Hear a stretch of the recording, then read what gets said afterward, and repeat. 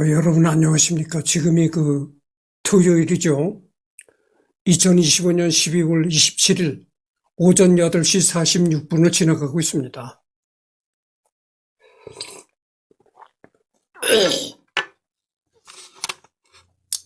그래서 이제 여기를 할 차례잖아요. 그래서 이제 토머스 에디슨 주니어는 토머스 월러드로 개명한다. 에디슨이 여기에 정신 좀 차리고 살라며 버섯 농장까지 지어주었는데 수익이 신통치 않아 결국은 용돈을 월 $50까지 올려주게 된다. 근데 이제 버섯 농장을 차려줬단 얘기죠.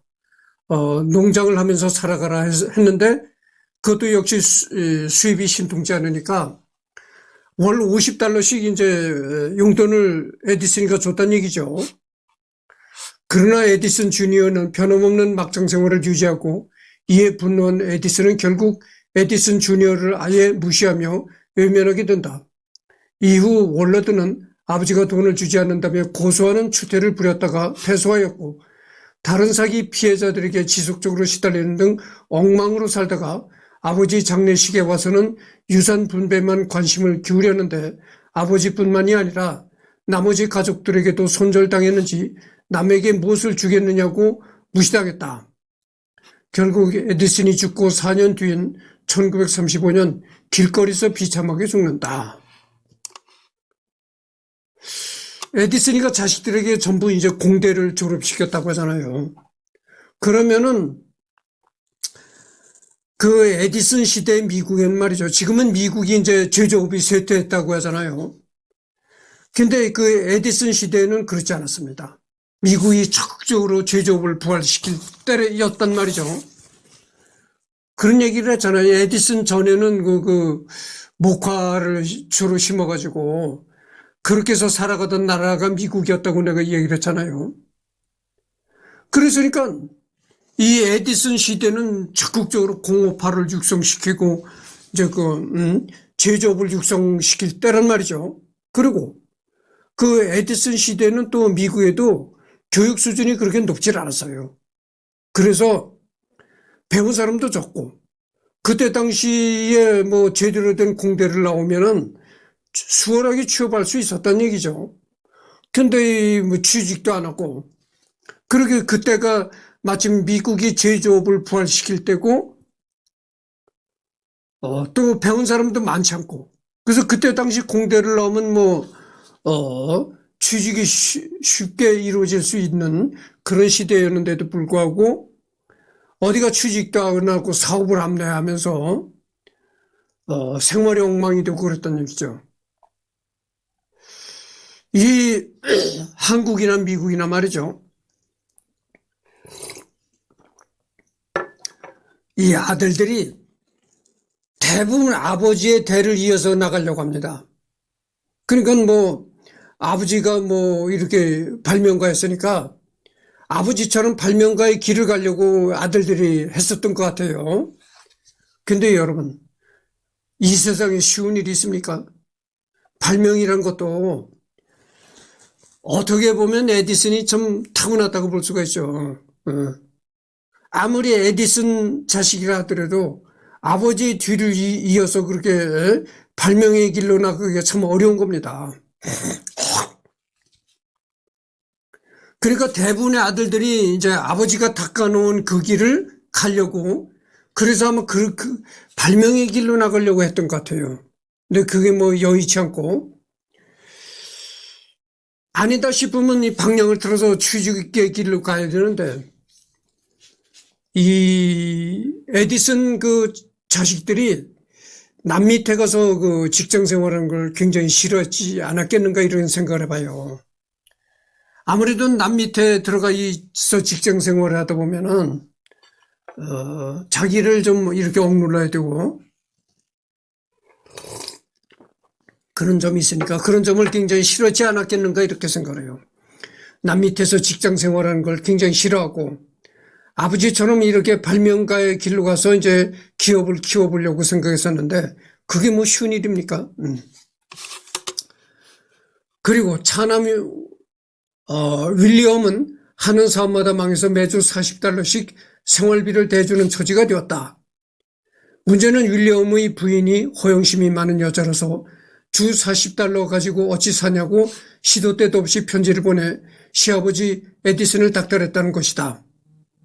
그래서 매주 $40씩 보내주는데도 불구하고 이 돈이 부족하다고 해가지고 그 며느리가 시도 때도 없이 시아버지를 이렇게 닥달하고 든다는 거죠. 이게 뭐가 문제냐면 1925년 당시 $40는 미국 소비자 물가 지수에 기반해서 2024년 가치로 환산하면 $716다. 요즘 돈으로 말한다면 그게 $716다 그죠. 근데 당시 미국의 평균 소득 수준은 훨씬 웃도는 돈이다. 이러니 에디슨도 편지만 받으면 찢어버리고 무시했으며 답장으로 더 이상 그러면 $10도 안 줄 테니 닥치라고 분노했다. 기묘하게도 윌리엄도 1937년 59세를 채우지 못하고 형과 같은 나이로 사망했으며 며느리도 에디슨 사후에 고생하다가 1948년에 사망했다. 그 며느리한테 주마다 $40씩 보내준다는 거예요, 에디슨이. 근데 그 $40라는 돈이 미국 그 평균 평범한 사람들의 생활비를 웃도는 돈이라는 거죠. 그러니까 지금 우리 한국말로 얘기하자면 한 400만 원씩, 400만 원씩 꼭 이렇게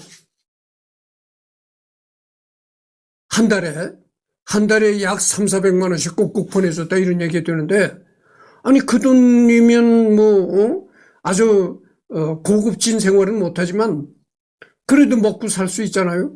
그렇게 다달이 보내주는데도 계속 며느리가 시아버지한테 돈 더 보내라, 돈 더 보내달라, 응?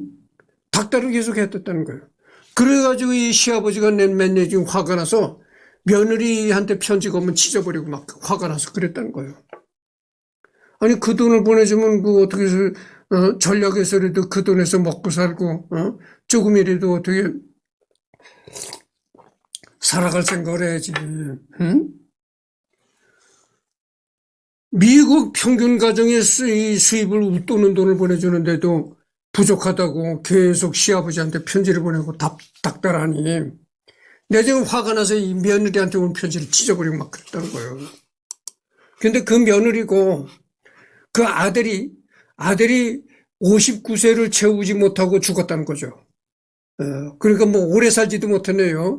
그리고 이 며느리도 에디슨 사후에 에디슨이 죽고 난 뒤에 가정고생을 하다가 1948년에 사망했다 이런 얘기입니다.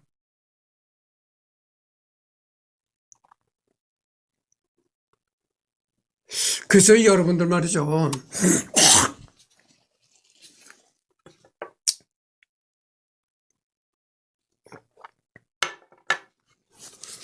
사업이라는 게 정말 아무나 하는 것이 아닙니다. 아니 그렇게 아무나 해서 성공할 것 같으면은 아니 누가 남 밑에 가서 자기를 죽여가면서 직장 생활합니까? 그렇잖아요. 아니 다 사업을 하고 다 내가 잘났다고 하면서 돈 벌고 살지 그게 아닌 겁니다. 그래서 여러분들 사업에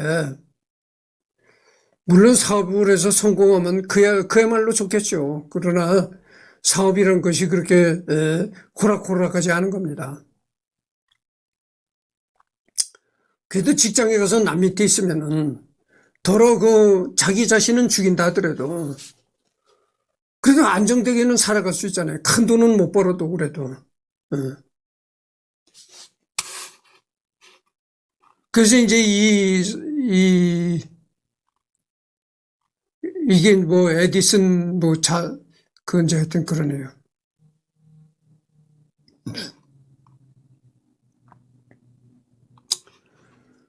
둘째 부인 소생 2남 1녀 중 둘째인 3남 찰스 에디슨은 정계로 진출해 훗날 해군부 장관, 뉴저지주의 주지사를 역임했다. 자신이 아버지와 가장 친밀하다고 자부하던 그였지만 그마저도 아버지 얼굴을 평생 봤던 시간이 채 일주일도 되지 않는다고 털어놓았다. 이게 그 3남 세 번째 아들인 모양이죠. 근데 이 사람이 그 정계로 진출해가지고 해군부 장관도 지냈고 뉴저지 주의 주지사도 했다는 거죠. 그러니까 뭐 이 아들은 그래도 잘된 아들이네요. 근데 아들 중에 자신이 아버지와 가장 친밀했던 아들이다. 이렇게 늘 이렇게 자부심을 갖고 이렇게 얘기를 했다는 거죠. 근데 아버지와 가장 친했던 아들이라고 자부했던 자신마저도, 일주일에 한 번 얼굴을 볼까 말까 할 정도였다. 겁니다. 그러니까 에디슨은 워낙 발명가 기업가로서 바쁘다 보니까 막 그랬던 것 같아요.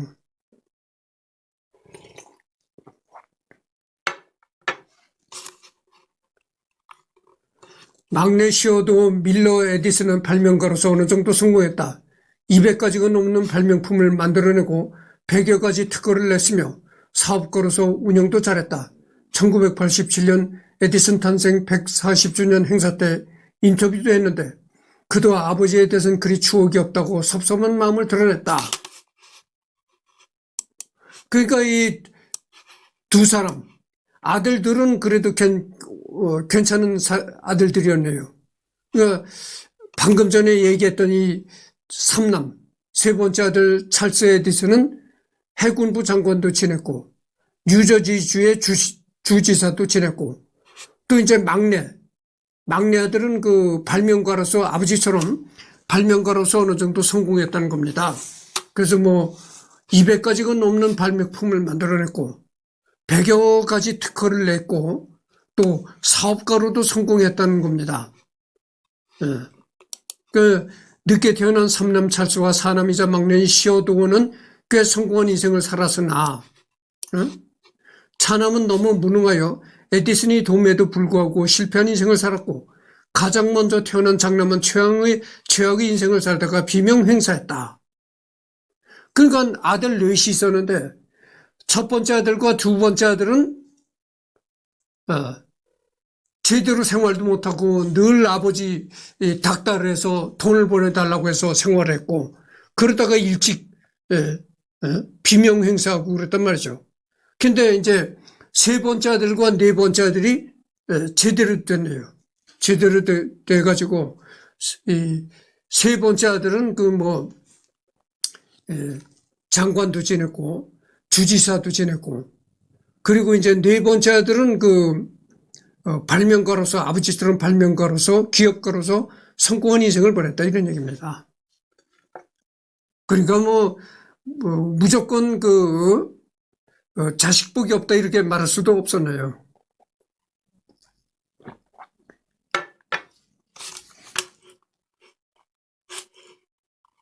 어록 천재는 1%의 영감과 99%의 노력으로 이루어진다. 이 말은 1929년 한 기자회견에서 한 말로 알려져 있으며 1932년 하퍼스 매거진에 원래 올라온 이 문장의 전문은 다음과 같다. 내 발명 중 우연으로 만들어진 것은 없다. 애쓸 가치가 있는 요구를 발견하고 이루어질 때까지 시도하고 또 시도하는 것이다. 요약하자면 1%의 영감과 99%의 땀이다. 노력의 중요성을 강조하는 명언이지만 그렇다고 마냥 노력만 찬양하는 말은 아니었고 그에 대해서 많은 설왕설래가 있었다. 실제 인스피리에이션의 뜻은 영감이지만 문맥상 에디슨은 해당 단어를 영감과 일맥상통하는 동기, 계기의 뜻으로 사용했다. 그러므로 그가 말하고자 했던 결론은 가치가 있는 일에 즉 정확한 동기나 목표, 지향점에 큰 노력을 기울여라는 뜻. 에디슨이 구체적인 동기, 목표도 없이 무작정 노력만 하면 그게 바로 시대의 뻘짓이 된다고 생각하여 영감에 높은 점수를 쳐준 건 사실이다. 그러나 다른 인터뷰에서 자신이 자타공인 천재여도 그걸 갈고 닦을 수 있도록 노력해야 한다는 논조의 이야기를 여러 번 한 적도 있으니 노력을 폄훼하는 것도 아니다. 결론은 노력과 영감 둘 다 중요하다는 소리다.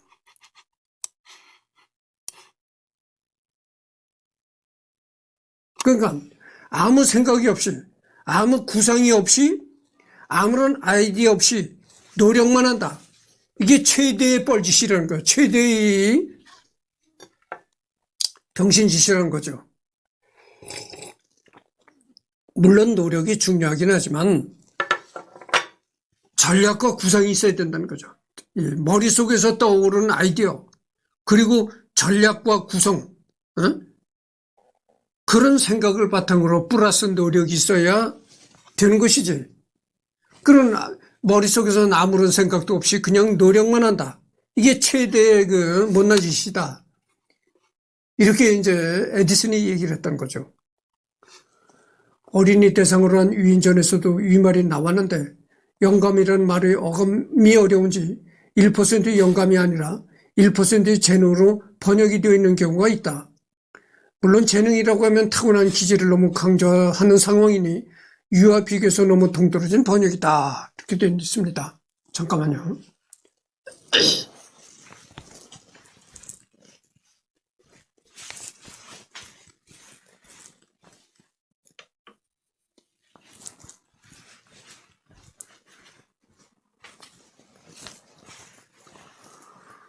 그렇잖아요, 여러분들. 노력도 중요하지만 이 아이디어, 전략, 기획 이것이 또 상당히 중요하다는 얘기죠.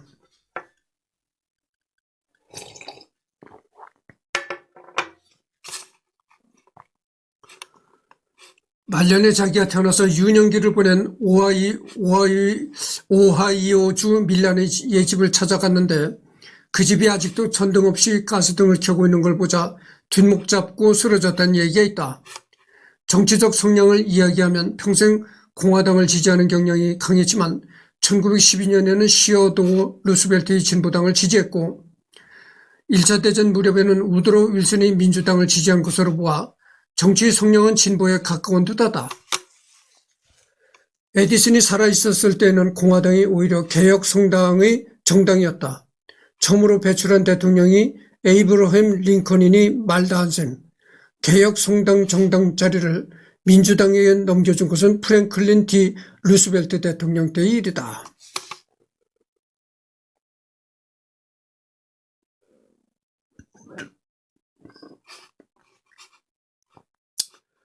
그를 존경했던 한 브라질인은 그가 사망한 지 10년 후 자신의 아들의 이름을 그 이름을 따 이드송으로 지었는데 이 아이가 바로 훗날 축구 황제로 이름을 떨친 펠레다. 이게 또 좀 유명한 일화네요. 에디슨을 존경한 한 브라질 사람이 그 에디슨을 평소에 그 에디슨을 존경해가지고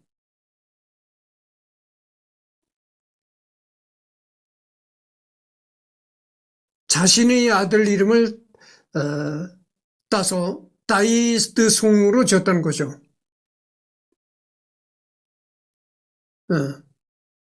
그 이름을 따 이드송, 다이송이 아니라 이드송. 근데 그 아이가 훗날 그 펠레였다는 거죠. 축구의 황제 펠레였다. 세계 최대의 에디슨 박물관은 의외로 대한민국에 있다. 강원도 강릉시에 있는 참소리 축음기 에디슨 과학박물관이 그곳인데 축음기와 악기 박물관이 명목이나 실상은 주 전시 품목인 축음기 발명가인 에디슨과 그의 발명품이 많은 양을 차지했다. 세계 최대의 그 에디슨 박물관이 미국에 있는 것이 아니고 한국에 있다는 겁니다. 놀랍지 않습니까? 에디슨이 미국 사람이라서 당연히 그 미국에 에디슨 박물관이 있어야 되는 걸로 생각하고 있는데 그렇지 않다는 겁니다. 우리나라 강릉에 세계 최대, 세계에서 최고 큰 에디슨 박물관이 있다는 거죠. 근데 강릉에 에디슨 참소리 축음기 박물관을 가면은 그 에디슨이 발명한 그 당시 초기의 그 축음기가 보존이 돼 있다는 거죠.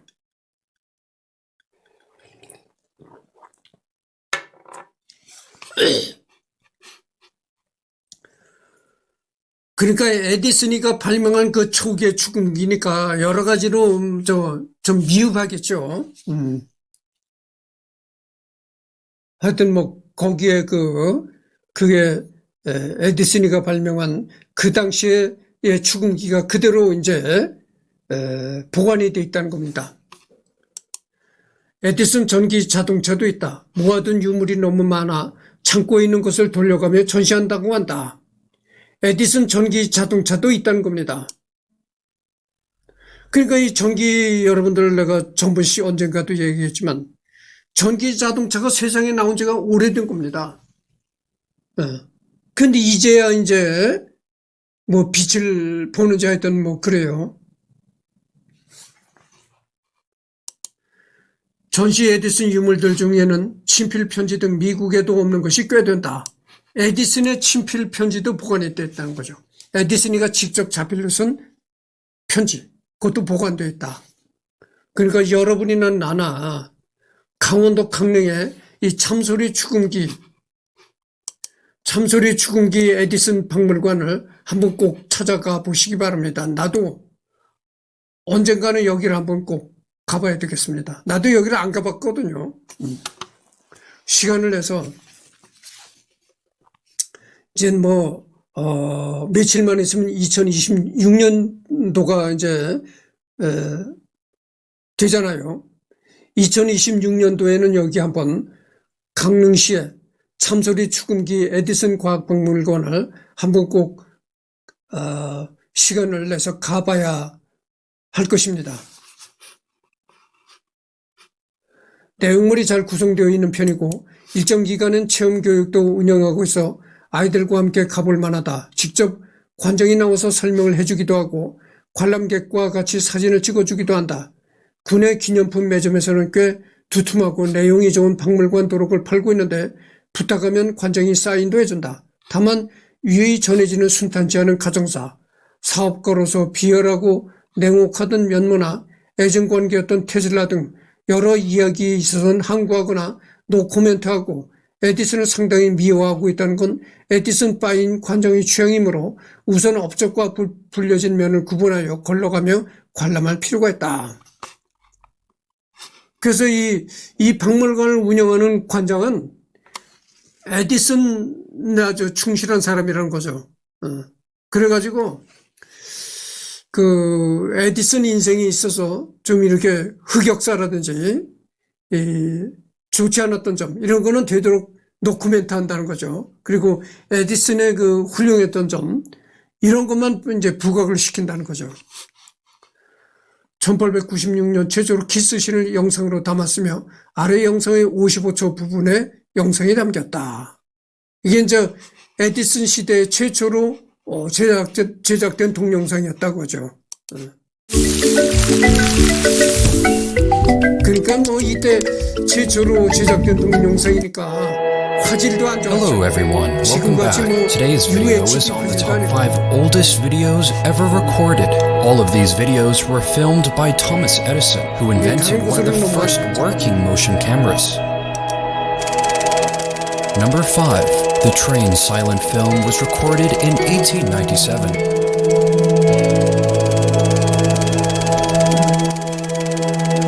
화질이 안 좋잖아요.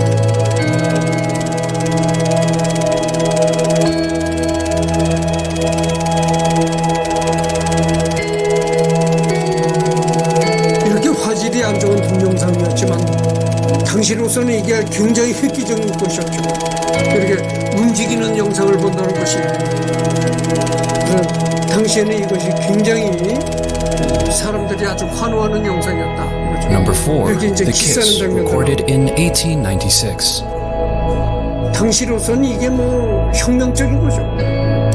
이렇게 사람이 이렇게 움직이는 모습을 본다는 것이 이게 과히 정말 혁명적인 겁니다. 그러니까 사람들이 전부 환호하는 그거였는데 지금 입장에서 본다면은 너무 화질이 안 좋고 에이 저까지 이제 이럴 정도였다고 그러죠.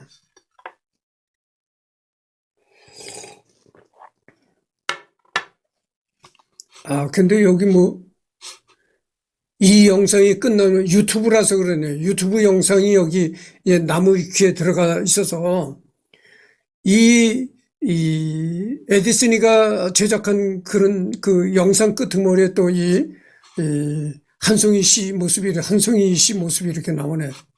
한송이 씨가 이렇게 유튜브를 찍어서 올린 영상이 이제 나오네. 1896년 최초로 키스신을 영상으로 담았으며 아래 영상의 55초 부분에 영상이 담겼다. 뉴저지 주에 에디슨이라는 인구 10만 명의 소도시가 있다. 바로 에디슨의 연구실이 있던 곳으로 원 이름은 레리탄이었다가 1954년에 개칭한 것이다.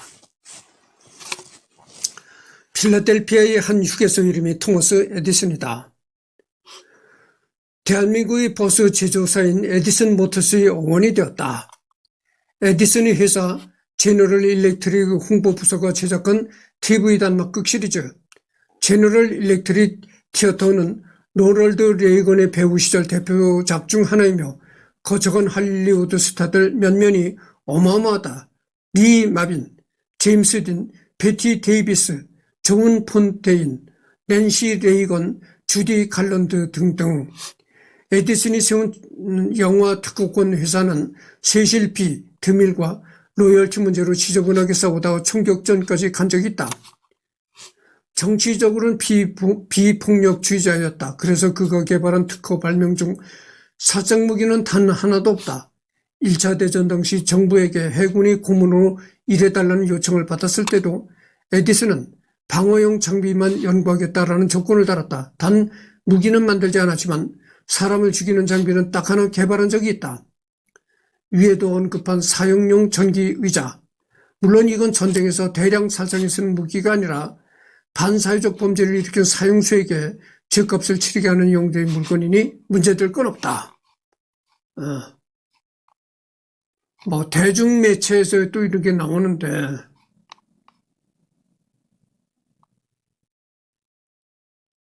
지금 27분을 경고하고 있습니다.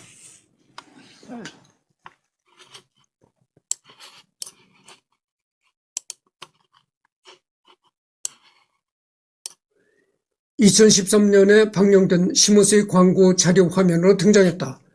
영상 잠은 4시간만 자도 된다라면서 숙면을 취한다는 전제에서 그렇다고 언급. 그런데 목소리가 여성스러워서 놀랐다는 반응이 꽤 있다. 참고로 에디슨이 잠에 대한 이야기는 사실 거짓이다.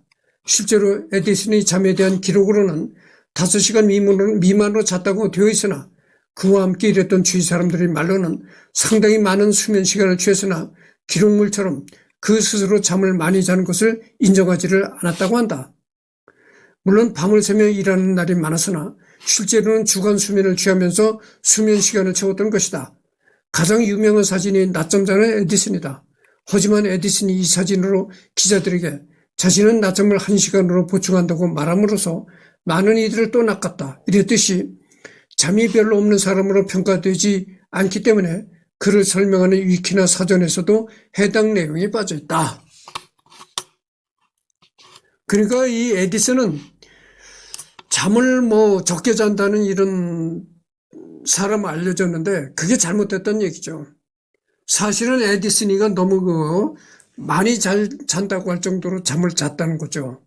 그리고 또 이 밤에 이제 일을 했을 때는 낮잠을 상당히 많이 또 잤다. 이런 얘기입니다.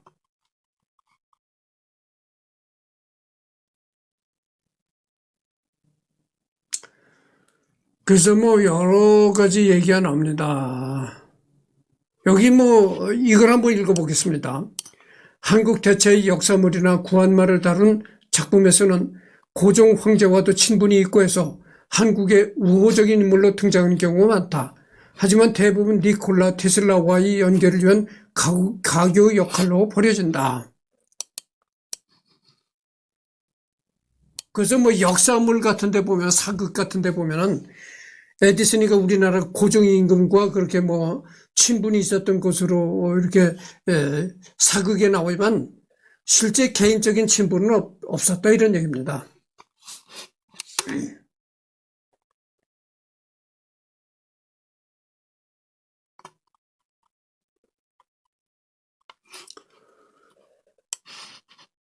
고종 군밤의 왕에서는 조선의 요청을 받아 전구와 관련 설비 사업 확장의 기회로 여기지만 하필 비슷한 타이밍에 자체적으로 전구 생산에 성공한 안인수와 충돌한다. 이에 정정당당히 안인수와 협상하려 한 맥심과 달리 특허 침해라며 배상을 지급하라는 조선 정부를 압박하는 방향으로 가게 되고 이후 조선이 중재안을 제시하자 이를 무시했지만 그 무시한 내용이 공장을 세워주면 특허를 인정해 주겠다는 것인지라 기회를 맥심에게 빼앗겨버린다. 이후 비서를 해고하고 본격적으로 맥심과의 조선에서의 특허권 전쟁을 벌이게 된다. 이런 또 일화가 있었네요. 그래서 이제 경복궁 건천궁에 이제 이 에디슨 전구가 이제 설치가 되고 그 후에 에디슨이가 이제 조선에다가 전기 사업을 하려고 했었다는 그 얘기죠.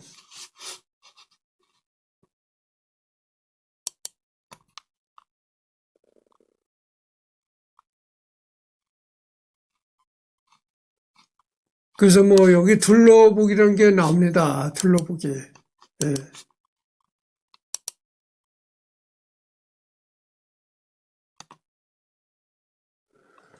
이거는 이제 타임지가 선정 지난 세기 인물.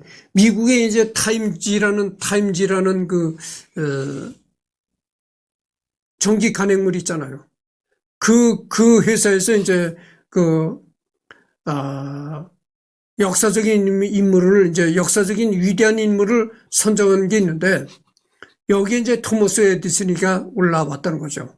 그러니까 11세기에는 정보강 윌리엄, 12세기에는 살라흐 아틴 유스프, 13세기에는 징기스칸. 여러분들 징기스칸 또 유명하잖아요. 언젠가는 또 징기스칸도 해야 되겠죠. 14세기에는 지오토 디 본도네. 그다음에 15세기에는 요하네스 구텐베르크. 여러분들 이 구텐베르크의 또 금속 활자인가 하여튼 그렇잖아요. 금속 활자를 만들어낸 사람이냐 하여튼 그렇습니다. 이 구텐베르크에 대해서도 언젠가 또 해야 되겠죠. 그 다음에 16세기는 엘리자베스 1세, 17세기는 아이작 뉴턴. 뭐 뉴턴은 두말하면 잔소리가 너무나 유명하죠. 18세기는 토머스 제퍼슨. 토머스 제퍼슨은 미국의 헌법을 구상한 사람이지. 하여튼 미국의 헌법을 작성한 사람이지. 하여튼 그렇습니다. 이 사람도 물론 해야 되겠죠.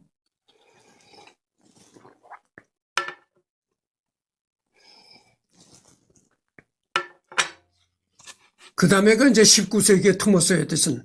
그 다음에 20세기의 알베르트 아인슈타인. 이렇게 나옵니다.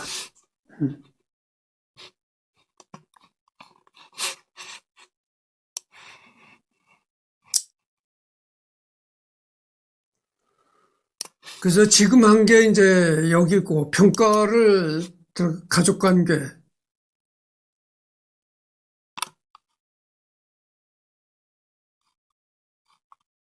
가족관계 여기에 했죠. 가족관계를 했고, 어록? 어록도 했습니다. 그 다음에 기타, 대중매체, 들러보기까지 다 했네요.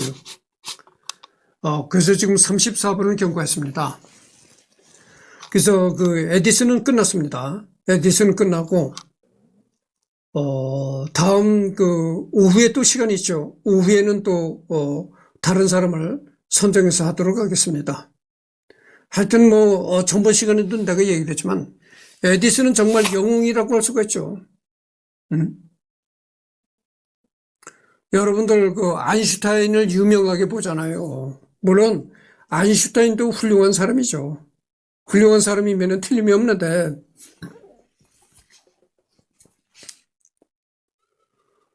내가 딱 한마디 하고 싶은 것이 그겁니다.